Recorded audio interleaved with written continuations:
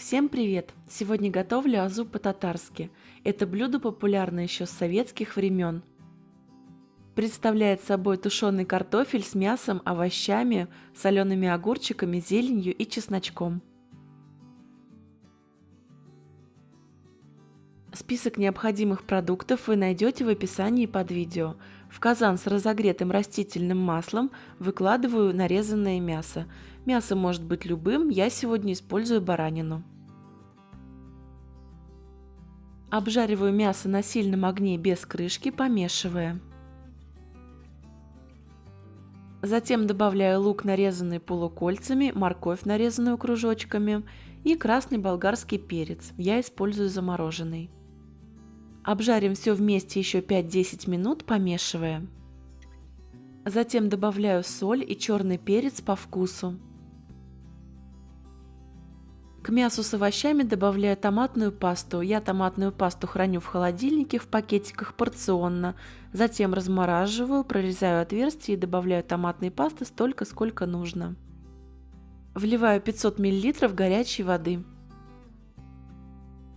Перемешиваю, накрываю крышкой и буду тушить на самом медленном огне 40-60 минут до готовности мяса.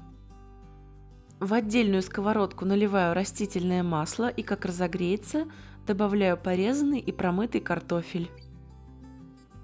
Картофель обжариваю на сильном огне без крышки до золотистого цвета и практически до готовности. У меня на обжаривание картофеля ушло 20 минут.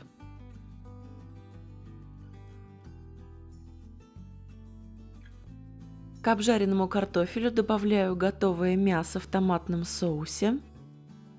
Огонь нужно сразу убавить, чтобы так сильно не кипело. Затем добавляю нарезанные соленые огурцы, а также зелень и нарезанный чеснок. Зелень я использую замороженный, укроп и петрушку. Вы можете взять любую. Перемешиваю, накрываю крышкой и буду тушить все вместе на самом медленном огне еще 20-30 минут.